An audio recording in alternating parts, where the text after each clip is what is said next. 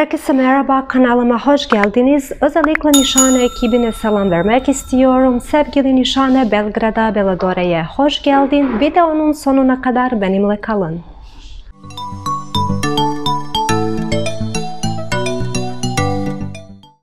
Kao što možete da vidite, nalazim se u parfumeriji Belodore u centru Beograda, ulica Kralja Petra 67. Za sve velike poznavaoce i ljubitelje parfema ovo je veoma dobro poznata lokacija, mogu da kažem oaza mira ili druga kuća. Za one koji ne znaju, u pitanju je Niš parfumerija koji je ekskluzivni uvoznik raznih Niš parfema, raznih brendova i nedavno u ovu parfumeriju stiže turski brend. Od nedavno, mogu da kažem, jedan od najtraženijih brendova i u pitanju je Nişane. Za ovaj brend mogu da kažem da zaista može da stane na crtu mnogo ozbiljnijim brendovima koji su mnogo duže na tržištu zbog svog kvaliteta i generalno cele priče koju brend ima oko sebe. U principu imamo veliku koncentraciju eterskog ulja i mali procenat alkohola, što znači da parfemi mnogo duže traju i da su sastojci veoma kvalitetni. A što se tiče same priče koja jeste, pa da kažem, oko celog brenda, to jeste zaista jedna Niš umetnička priča, inspiracija za sve njihove kolekcije, mogu da kažem i parfeme, jesu zaista različite kulture, različite nacionalnosti, umetnost, kultura, tako da zaista kada uzmete parfem u ruci imate jednu pravu Niš priču. Danas ću govoriti o kolekciji u kojoj se nalaze 3 parfema i u pitanju su Karađoz, Hadživat i Zernet. Ideja ove kolekcije ili inspiracija za nastanak ove kolekcije jeste Tursko narodno pozorište Senki Karađoz, Gölge Karagöz i parfemi, osim što nose imena glavnih likova, inspirisani su i njihovim karakterima. Pre svega Karađoz.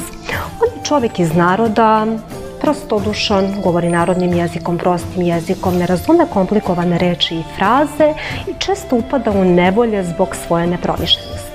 Ovdje imamo voćan, aromatičan i drvenast parfem. Mogu da kažem da ima ananasno otvaranje koje dolazi iz srca parfema koje čine jasmin, neroli i pačuli. Vetiver, agarwood i amber daju karakter ovom parfemu. Tako da zaista ovaj parfem mogu da povežem sa glavnim likom koji jeste veseo, razdragan, možda pomalo naivan, ali u principu zaista karakteran. Hadživat kao ličnost u pozorištu jeste sušta suprotnost Karađozu. On je obrazovan, kulturan, poznaje strane jezike, kulturu, umetnost i često se plaši da mu Karađoz ne pokvari planove.